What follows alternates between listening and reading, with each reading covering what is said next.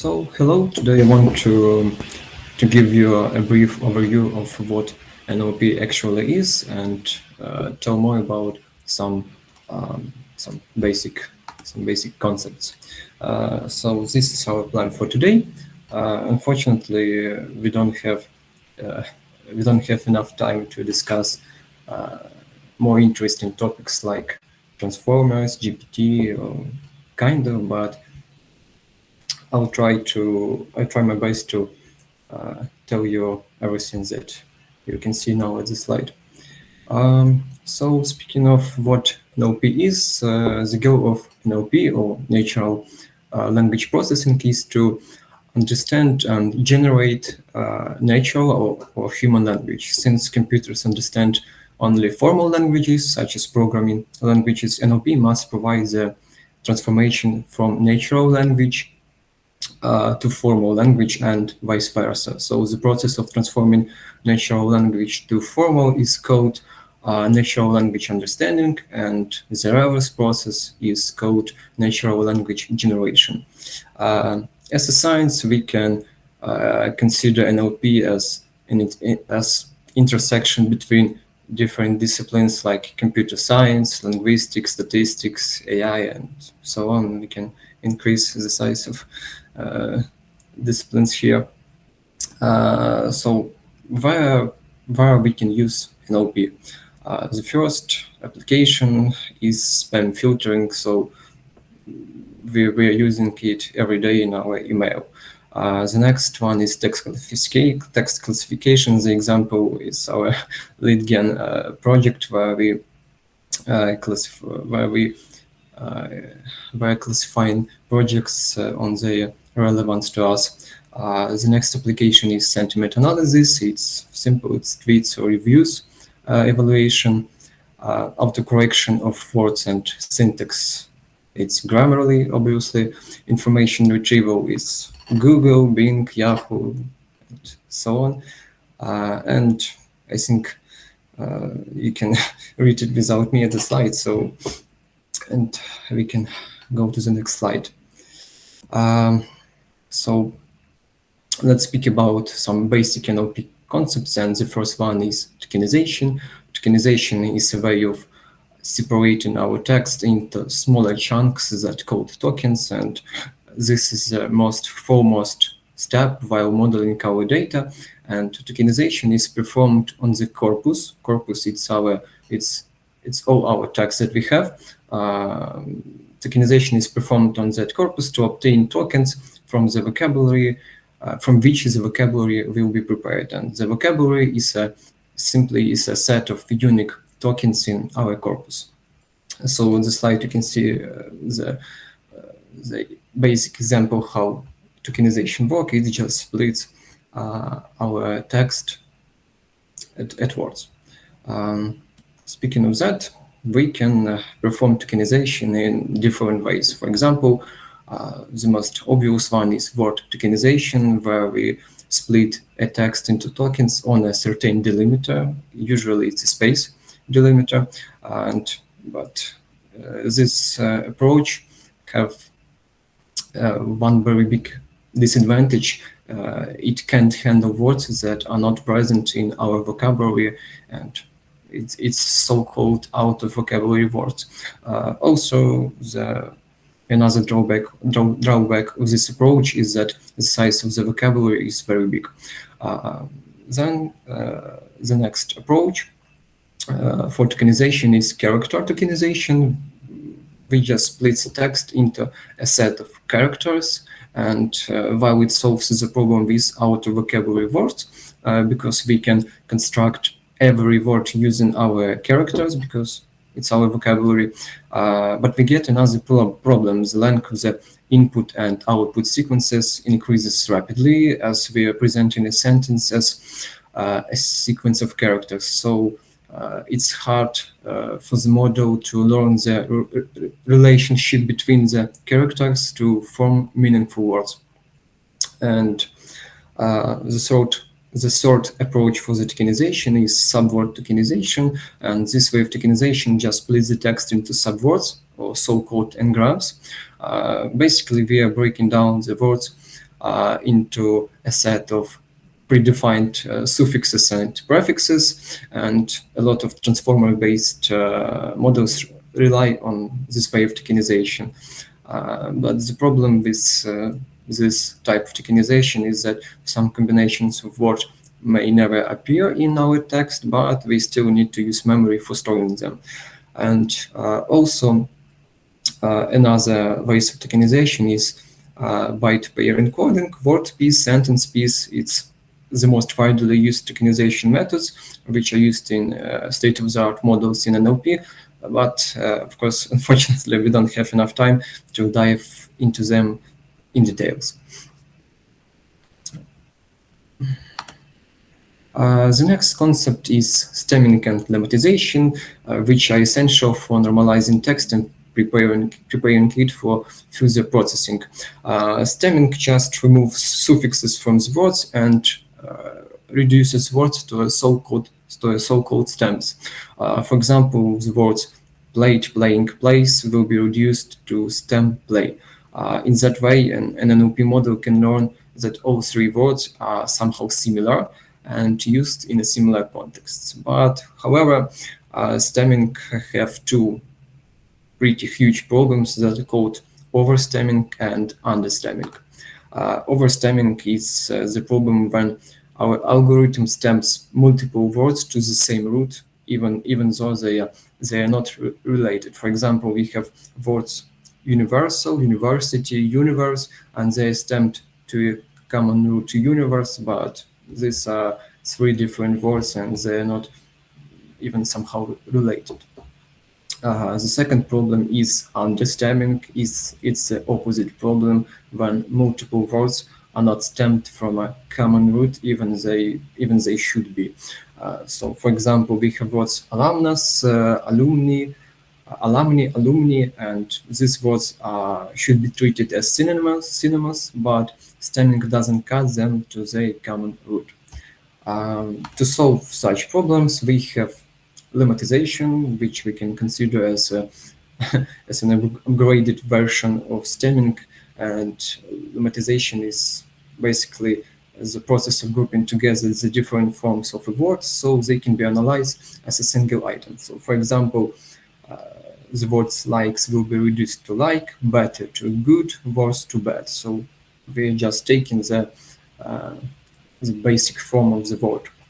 Lemmatization, as you can see, is similar to stemming, but we use here context and part of speech tags.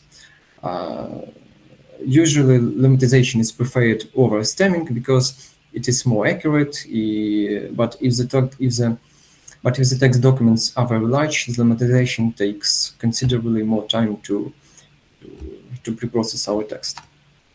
Speaking of part of speech tagging, is a process of categorizing words in a text in correspondence with a particular part of speech, and it depends on the definition of words and the context. So, as you can see at the example below, we have some sentence with object, with noun, with verb, two adverbs, and punctuation, and basically that's the goal of POS, to give our tokens such text. Part of speech text can describe the characteristic and structure of lexical terms within our text. Therefore, we can use them for making assumptions about our semantics. Also, post texts are a foundation for named entity recognition and speech recognition. And using part of speech text, we can parse the dependencies in our sentences. As an example, you can see here the slide. So we can analyze the grammatical structure of a sentence based on the dependencies between our words. Also, speaking about NER, NER stands for named entity recognition, and it's the task of tagging our entities in text with their corresponding time. For example, in such way we can extract the names of people, places, organization, etc. We can also create our own custom entity groups. So We can use named entity recognition to find relationships between the entities, extract entities to structurize our data, and it's also used as a foundation for solving more advanced problems like question answering, for example. And also pretty easy NLP concept is n-grams. N-grams just means a sequence of n tokens. So, for example, NLP lecture is a 2 gram or b-gram, and we use n-grams a lot in completion systems because we can calculate the probabilities of the different word occurrences in a certain sequences. Also, you can see at the slide how we split this sentence on n-grams based on the number of n. Because machine learning and deep learning algorithms can't work with the text in raw format, we need to somehow transform our tokens to vectors. So that's why we need the word embeddings. The simplest one is back-of-words model. It's a popular embeddings model where each value in the vector represents the count of that word in a sentence. So as we can see, we have some text here. We just throw in that words in our bag, count the word occurrences, and construct vector where each value corresponds to count of that word in our text. So advantages of this approach are we can extract some useful features from the text. Also, it's used as a foundation for some advanced algorithms. That's all for advantages.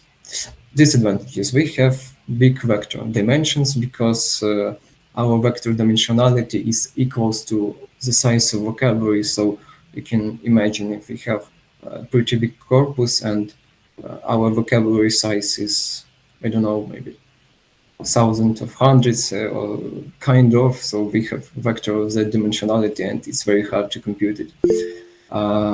Also, this approach doesn't capture meaning and relationship between word and their order. The next popular approach is TF-IDF. It's a statistical measure of finding word relevance in the text that can be in the form of a single document or various documents. Obviously, TF-IDF consists of two parts. Is TF, term frequency, and it just measures the frequency of words in a particular document, and IDF, it's inverse document frequency, and it measures the rarity of the words in the text. It gives more important over the term frequency because IDF focuses on rarely used words in the corpus that can hold important information. Advantages of this approach is we can extract information about word importance, about the frequency, and so on. We can extract just useful information, keywords, kind of. And disadvantages: also we have high dimensionality and sparsity in such vectors, so it's become sometimes more hard to compute such vectors. And also, once again, it doesn't capture semantic meaning of the words, the order, relationship, and so on. The next word embeddings model is Word2Vec. Basically, Word2Vec is a shallow neural network with input, output, and projection layers, and Word2Vec reconstructs the context of the words by considering the order of the words in history and the future. This method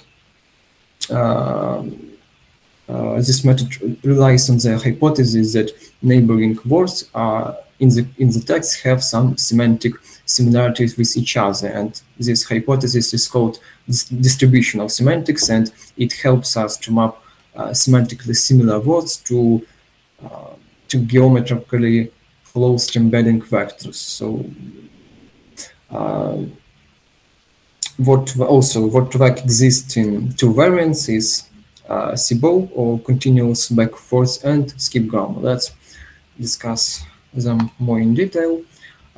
Continuous backwards operates over various inputs, and it predicts the target word that closely related to our context, which are passed as an input.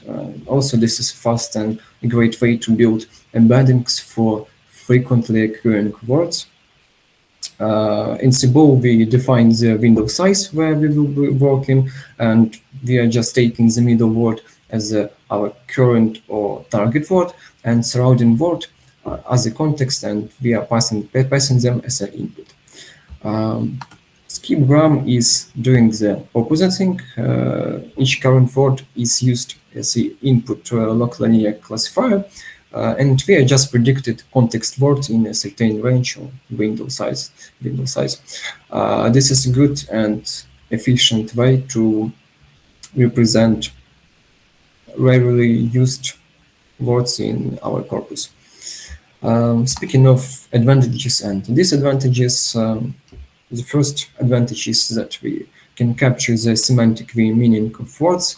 We have good dimensionality of vectors, and this approach is unsupervised. We just pass unlabeled text and we just train it. Disadvantages, the first one is that it can't work with out-of-vocabulary words.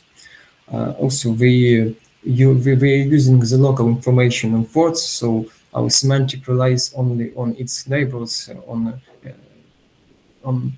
defined window size. Also, we need a large corpus to converge, and our words have a one-to-one relationship, so words doesn't have different meaning depending on the context. The next approach is GLOV, which stands for Global Vectors, and it's a count-based unsupervised learning model that uses current statistics at a global level, that's why global vectors, to model the vector representations of words. GLOV is capable of capturing both global and local statistic of a corpus,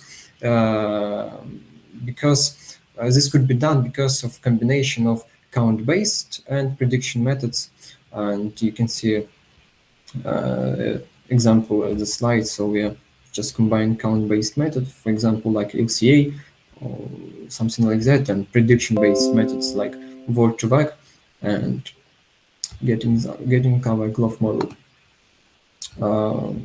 So as I said before, dimensionality reduction methods such as LCA are good at capturing statistical information, but they work poorly on the tasks of word analogy. Otherwise, shallow local context window methods, as word to vec, are good at word analogy tasks, but they capture very, very little corpus statistics. So we just combine them and get a GLOV model. Advantages of this approach is that it captures relationship between word pairs. Then it performs better than word to vec because we also consider not local statistics but global statistics. Also, to the advantages, we can include everything we had for the word to vec. Disadvantages for this model is that we need enough memory for storage because GLOV is we pre-compute vectors for our words, and we need some memory for storing it. Also, it still can't work with out-of-vocabulary words, and we still have words with a one-to-one relationship. So let's dive into some popular neural network architecture for the NLP task is recurrent neural network. So I think everyone is familiar with just simple feed-forward neural network where the output depends only on the network parameters and the current input vector. So previous or successive input vectors are not considered even. This means that feed-forward network can't model the correlation between our successive input vectors. In NLP, the input signals are often words, phrase, sentence, paragraph, document, and it's evident that successive words are somehow correlated. So we need to analyze them in group. Also, time series data have such correlations, so we can use RNN for time series problems. So to solve such tasks as NLP tasks with text and time series problems, we need to use recurrent neural networks. RNN, for short, operates over variable length sequences of inputs. In contrast to simple feed-forward neural networks, they have connection in forward and backward directions. The backward connections, as you can see here, so we are just, it's our backward connection. The backward connections implement an internal state or our memory mechanism of RNN cell. In each timestamp t, the output of the hidden state is calculated in dependence on the current input. Attention, and the previous. The error alert is over. So in each timestamp t, the output of the hidden state is calculated in dependence on the current input and the previous output of the hidden state. So in such way, the current output depends on the current input and all former outputs. In such way, RNN can model correlations between successive input elements. In the slide, we can see the example of how this network work in nutshell, and how to compute hidden state and how the mechanism of updating works. Here, W, R, and P is our weights. G is our activation function, and typically we use Tangen's activation function. So let's speak about different types of RNN. For the next few slides, the notation will be following. The input vector x is represented by green rectangle. The output of hidden state is a purple rectangle, and the output of the network is a red rectangle. So the first type, but it's not a RNN, it's one-to-one network or feed-forward neural network. It's a standard supervised learning algorithm where all input vectors are considered to be independent of each other, and it's just for a comparison. Many-to-one type of RNN is a recurrent architecture where we maps a sequence of input vectors to one single output. An example of this type of network is tasks of text classification, sentiment analysis, where each symbol represents a word in a class, a word and a class label. It's our output must be calculated for the entire sequence. The next type is many-to-many. It's a recurrent architecture that maps a sequence of input vector to a sequence of output vectors. An example of this type is a language translation, where each input represents a single word. So the entire sequence basically is usually a sentences, and then output is translated sentences. Also, we have in such type of RNN the parameter D, which describes the delay between the input and the output sequences. So, for example, as we can see in the left image, it's a asynchronous case when our parameter D is bigger than 0, and for example, such cases are such variants of many-to-many architecture are used in the task of language translation. And the right image is an example of synchronous many-to-many type when our parameter D is equals to 0. And for example, such type of architecture is used in frame-by-frame labeling of our video or something like that. And the last type of RNN is one-to-many, and it just maps a single vector as the input to a sequence of output vector. And for example, an example of application for this type of RNN is music generation, where we just pass, for example, some genre or something that describes music, and we need to get our music. So speaking of advantages and disadvantages of RNN, advantages, it's possible to process input of any length. Also model size not increasing with the size of the input.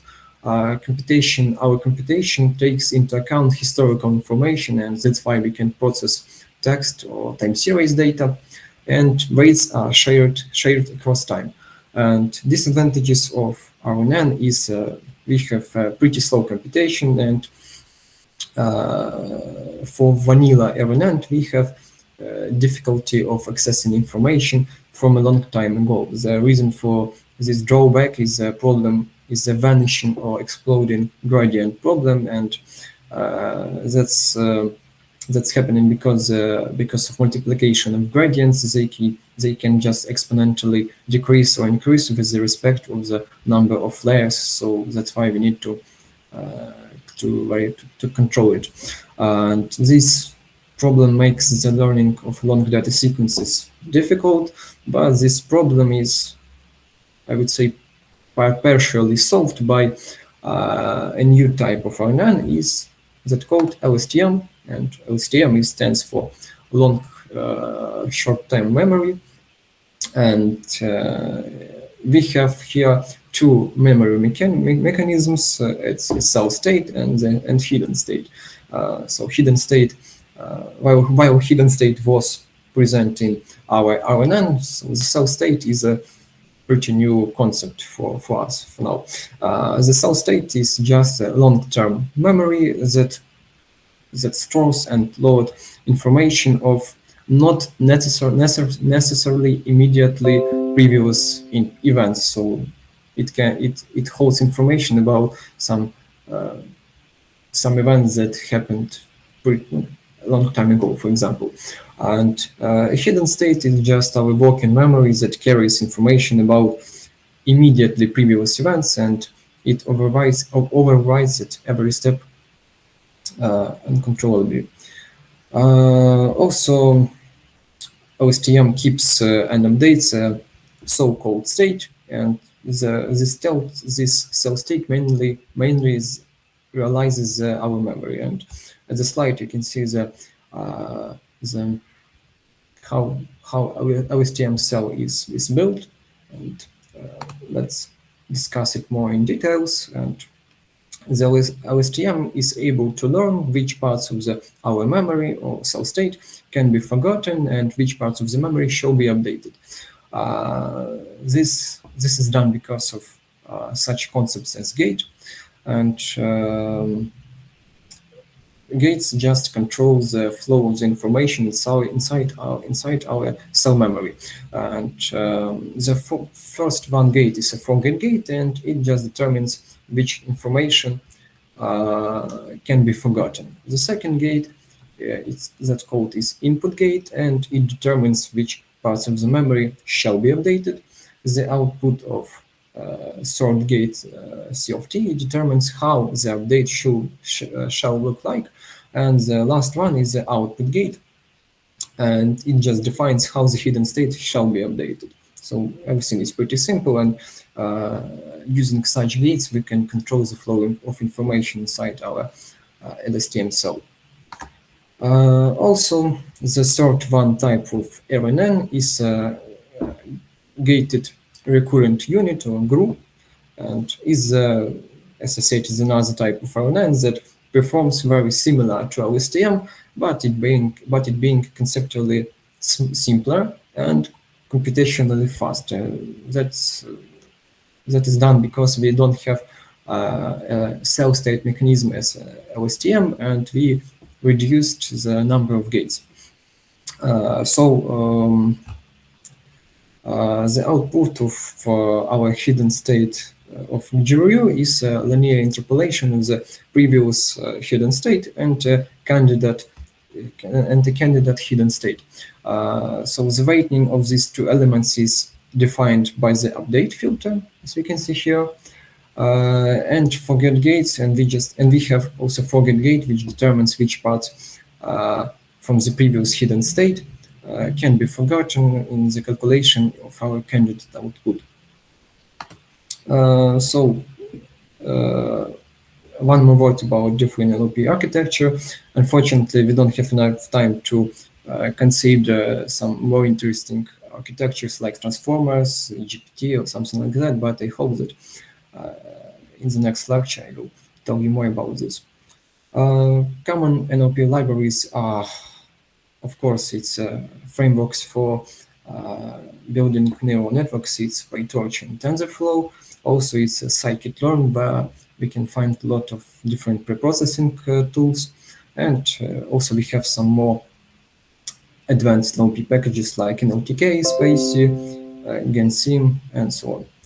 And the last one, I want to tell you about some nowadays challenges in NLP. The first one is we have contextual words and phrases and homonyms. So the same words and phrases can have different meanings and according of a sentence and many words. For example, sentence I run to the store because we run out of milk. So we have used here word run in two different contexts, and the model needs somehow to understand it.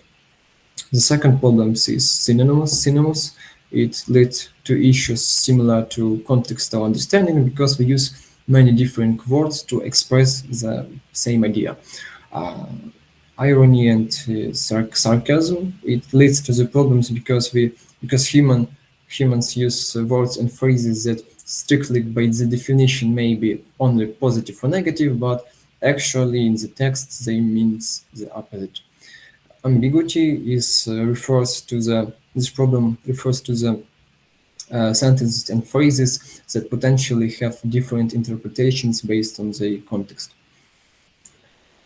Of course, we have errors in our text and speech, and for example, with some misspelled or misused words, and it creates the problems for the text analysis, and that's why it can be difficult for the machine to understand this text. Also, we have domain-specific languages, so it's pretty simple. Different industries, for example, I don't know, some medicine, business, or even computer science, they use different words and terms in their languages. So we need to also take that into account while building NLP system. And the last challenge of why NLP is hard is low resources languages, and we have a lot of different languages that are under processed because they are not so popular, and we don't have just enough data for them to build a proper NLP system. So I guess that's all. Thank you for your attention. We'll be happy to answer for your questions.